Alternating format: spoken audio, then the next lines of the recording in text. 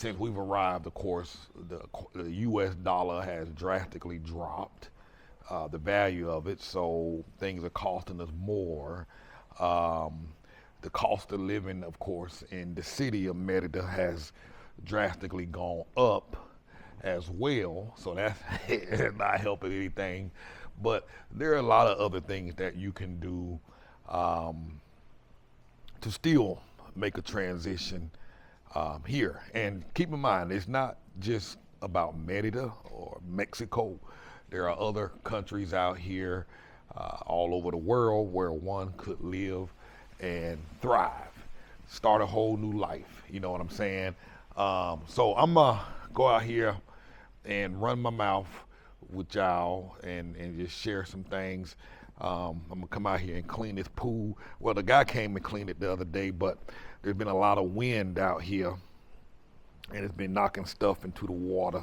Because he only comes out like once every 7 to 10 days, and in between that, I gotta get this net and scoop some stuff out. So let me set this camera up, and we'll start a little chit chat. Alrighty, so am I still loving it here after being here for 3 years? Absolutely. I'm still loving this place, man. Um, it is our intention later on this year to travel to some other parts of Mexico just to investigate other cities and stuff like that. Because, you know, again, we're talking about buying a house or building a house. And before we actually start that, still want to check out a few other areas, other cities in Mexico. Um, in fact, yesterday we were supposed to ride with a friend of ours to a place called Bacalara. I think that's the name of it. And then we were going to cross over into Belize and hang out there for a minute. But I had some stuff come up and couldn't make the trip. So, but like I say, before we make anything solid and final on buying or building anything, we're going to check out some other areas. You know, the honesty is, you know, it's not an issue for me, but it does get hot. It gets really, really hot here. There is no downplaying that. And after 3 years, I'm completely fine with it. Kim hadn't fully adjusted or adapted to that. And so, not to say that Merida is off the table, because it's not. But just are open. If we're going to build something or buy something, you know, that's a permanent. You know, we're trying to get it right and do it once. So just want to make sure we're making the right possible choice. There are other places that are more cooler in terms of temperature. There are other places with more things to do, and honestly, there is plenty to do here. Not bored at all, at least I'm not.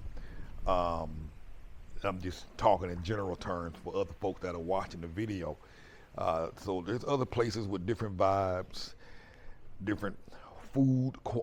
If you're a foodie, Merida may not be the best option for you.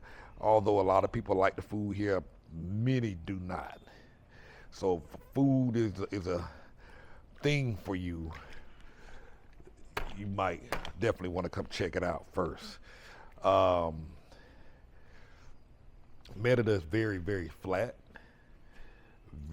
Very, very few hills, if at all. I mean, I'm sure there's a couple. I hadn't seen any. Everything is flat. The terrain is very flat. And it's, like I say, I hear other folks say that due to the fact that the soil here is not great for planting, you know, food, fruits and vegetables. A lot of the food that we get here, a lot of the fruits and vegetables we get here have to be brought in from other states within Mexico, which drives up the cost, of course. So I'm hearing that food could be a lot cheaper in other parts of Mexico. So there's a lot of varying factors to consider. Now, you know, in terms of the cost of living and whatnot, and things getting expensive, that is a real thing here. I know there are some things that we could have done differently particularly when I moved into this house. Because I'm paying like 24,000 pesos per month. The house we just moved from, we was paying like 12,000 pesos.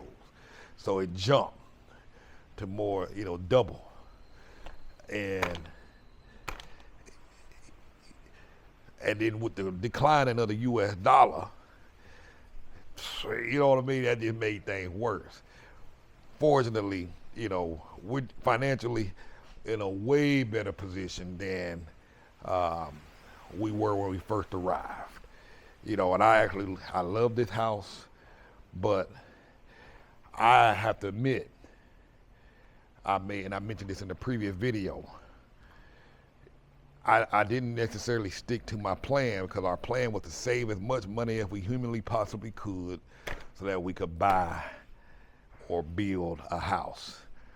And had we stuck to the script from the time we got here to now, we would have had more than enough money to pay cash for a house or to build.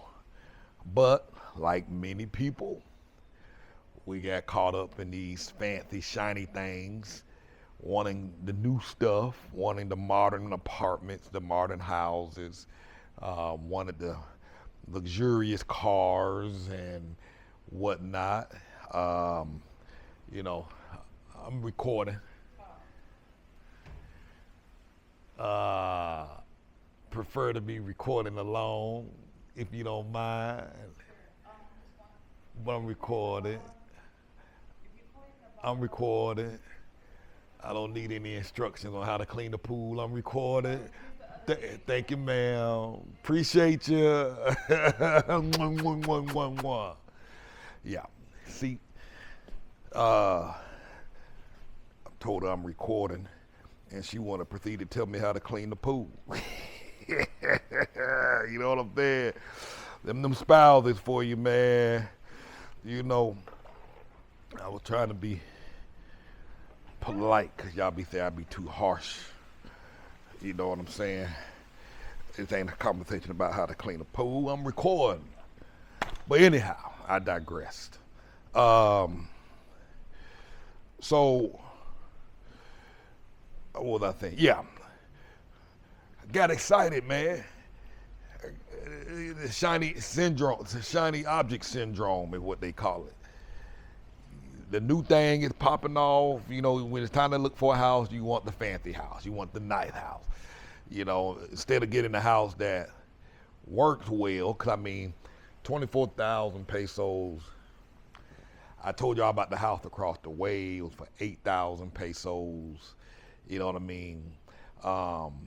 Didn't necessarily have to go that far down, but I could have got something like this, just as nice for maybe the same price, 12,000, 13,000 pesos.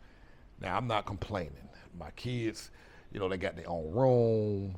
We got these solar panels on top of the house, so our electric bill is zero. Have this beautiful backyard, swimming pool, and so I'm not complaining. But the temporary sacrifice called for us to minimize our spending and stick to the damn plan, and we got caught up. We couldn't, that's important because if we stuck to the plan, we'd have the cash to buy a house or build a house. And then this fluctuating dollar wouldn't matter. The cost of living and stuff going up, it wouldn't affect so much because the biggest expense that we would have had is the rent or a mortgage or something. But when you eliminate that, hey, it makes for consistent, steady living. It's not going to be as much fluctuation. Yeah, inflation comes along. You might pay a little more for food here and there, but you have all that money is available. So when I think about when I was spending 12,000 pesos a month versus 24,000 pesos a month, I mean, that's more money for travel. So I'm saying, I'm just sharing these things because for those that are watching and y'all thinking about this, it might make it a little easier for you to do your planning and help with your transitioning. I'd rather, like I said, we're supposed to go to Belize and hang out in some other destination part of Mexico for about a week. Having that extra money to go do things that matter. And not to say that we are unable to, because again, we were planning to go today, matter of fact, but something came up. And, but being able to have that excess money freed up, 12,000 pesos extra in your pocket every month, you know what I mean, will free you up to go do things that matter, that mean more. You know what I'm saying? We had big houses before, and I do enjoy living in this house, but I would have appreciated being able to be living in my own house that paid for and done if I had stuck to the plan. I did the numbers the other day. We would have made that. Had we stuck to the plan from the time we originally arrived here, we would have had our financial goal met on year 2. Because like I say, now we're going into year 3. This would have been resolved 12 months ago. But I got caught up. And see, I'm in a unique position because of all the folk that we help move and find a place to live. I hear their stories and I hear where they're coming from. A lot of folks on Social Security and they can barely get by on that in the States. So they move in here so that money can stretch further. A lot of these folks were living with their children, adult children, had to make choices between buying their medicine or buying groceries or not paying, not running their heater during the winter months so they can keep their electric bill down so they can, those were the kind of decisions these folks were having to make. And so they were moving here for a better quality of life. And many times they had a budget. My rent have to be $400 Cartez. My rent have to be $500 a month. Or Cartez, can I find a house for $50,000 and pay for that thing outright and be done so I don't have no mortgage and rent? So these are folks that's coming and they sticking to the plan, and when I go back and talk to them later on, 6 months later, after they've been here a year later, man, they thriving. They living better. For them, it's not getting the materialistic thing that look good, but something more practical, because the other things, the other quality of life is more important than the one thing that sucks up all your finances. And like I say, now I'm paying 24,000 pesos. When a year ago, when we hit that 2-year mark, I wouldn't be paying nothing. The full 24,000 pesos would be staying in my pocket because I wouldn't have no mortgage, I won't have no rent. You know what I'm saying? So whatever your plan is, whatever your goals are, stick to it, even if that means living beneath your typical means. You know what I'm saying? And it's not even about living beneath your means. Just living in a traditional Mexican neighborhood, it makes it be all the difference in the world. Living in all these providers, like I am now, man, they just gonna cost more by default. The wealthier people tend to live in these places, you know what I'm saying? Or people trying to live above their means are living in these places. And like I say, we can afford it, but when I look back over my numbers, because you got to watch your numbers. When you're planning your goals and trying to stick to the plan, you got to constantly be checking that. And so I've been checking it lately. I neglected it for a while, but I've started back checking it now, and I'm just realizing some other things now. So we're gonna, like I said, we're gonna explore some other places just to check. I'll bring y'all along on that journey as well. Um, because if I can, if we find some place that's just as good and safe and most likely probably gonna be less expensive, because this is one of the fastest growing cities, and you can still find good deals here if you take your time, stay out of the traditional spots where these foreigners are moving into, or expats are renting and paying high fees. There's other parts of Merida that's super, super, super affordable. Now, may not be visually as attractive, but sometimes you just have to sacrifice for a little while, 1 year, 2 years, or 3 years to get what you really want. And it's sacrifice, discipline, blend discipline. You know what I mean? So that's where we're at now. I know I got a couple of more years to the girls to be done with school. They'll be starting college. They already saying they want to stay and go to college here in Mexico. I mentioned before, some of these schools, they can go get a 4-year degree, and the total cost for a university with the 4-year degree is $5,000 total. And that's at like a private school. Cheaper if they go to a public school, which, because they're residents, they qualify for that. They can go to school here and not have a $100,000 debt or $300,000 debt. You know what I mean? And depending on what they study in, a lot of that stuff will transfer over to other countries and the United States, depending on what it is they studying. So, and that's why I'm a little bit more flexible with location, because the girls will be older now. They're gonna be adults pretty soon. And so I don't necessarily have to make long-term or permanent decisions to stay right here. Have a little bit more flexibility. So we're gonna investigate. What else? Listen, y'all, the biggest challenge I have trying to convince folks of is that a quality of life can be had here in Mexico. A lot of folks it don't make sense.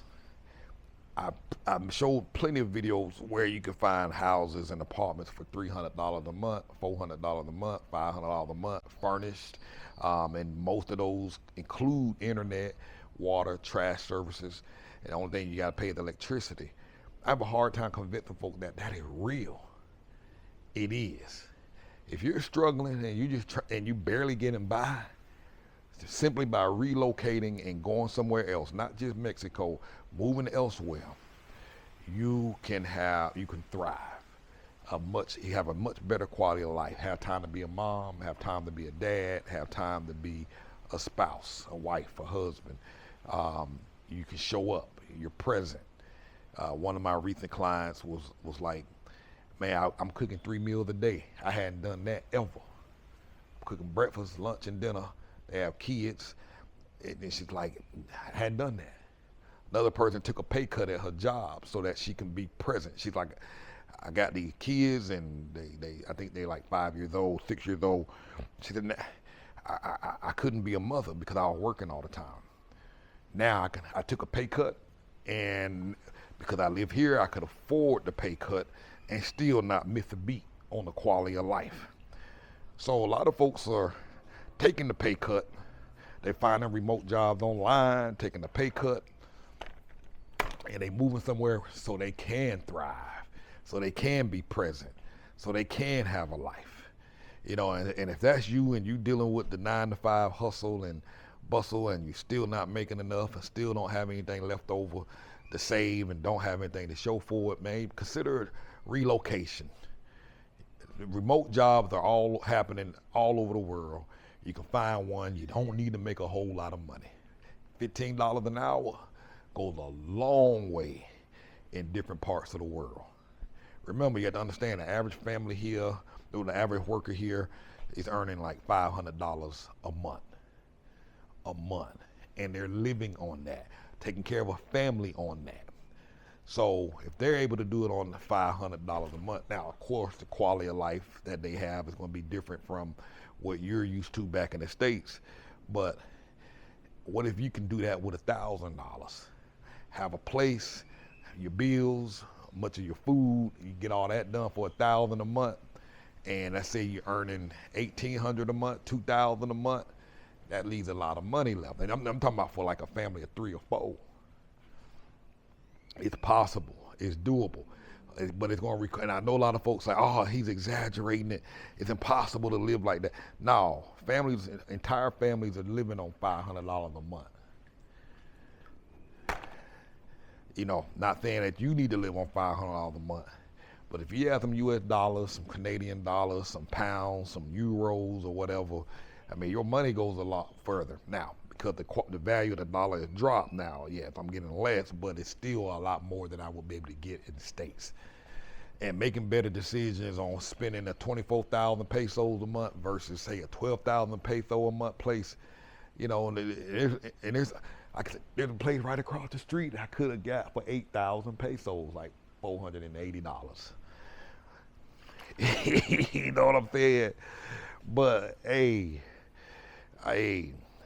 I do it too sometimes. I get caught up with the shiny object syndrome. Let me run behind this camera just to make sure it's still recording.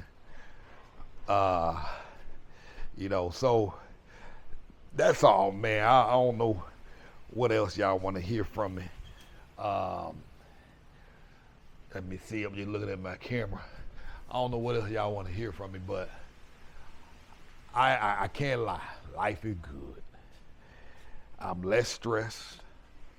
I can just sit down and relax. I do spend a lot of time helping folks find places and showing them around the city and all of that, and I enjoy that. You know, but I also enjoy my free time and just sitting at home. Yesterday, I just hopped up in the car, called my boy Angel up. Like, dude, I'm about to run to the beach. Want to roll? He's like, yeah, man, let's go get some beers. And at the drop of a dime, you know, 25 minutes down the road, we at the beach. I was hoping to catch some fishermen out there. Who were you talking to? I'm talking to my camera. Right there. We'll put some clothes on. You don't even have your mic. My mic is under my shirt, if you must know. See how they be doing? They want to come clown. You know what I'm saying? They thought I'm out here talking to myself. Probably thought I need to be committed or something. See what I'm saying? Every time I record, they want to show out. They want to come out here and bust me. What's up? I think you're talking to yourself. I was like, what? But so yeah, y'all, that's pretty much it in a nutshell. You got questions, you got comments, let me know what you'd like to learn more about, what you'd like for me to talk more about. And man, again, this is real. It can be you. I encourage you to investigate and research. If you like the book consultation, visit our website, moveabroadandthrive.com. If you find our content is helping you at all as you think this through, a life abroad, consider a donation. My Cash App is in the description. You know, you can make a donation on our website, moveabroadandthrive.com. You'll see a link that says donate. You can do that. Take a look at our courses, Move Abroad Academy, and start planning your goals and dreams out for your new life abroad. moveabroadandthrive.com/academy. Thank you for watching.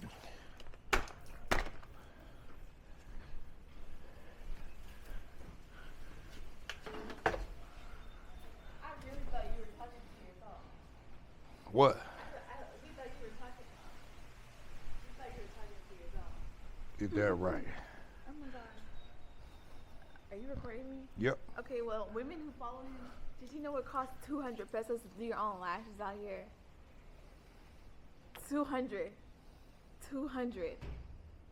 Yeah, that's all. Let me push you in the water. No, you don't. What are you recording? Man, listen, move that animal away from me. What's up, Bo? He's still mad you farted on his face. He's a dog. You know what I'm saying? He's a dog.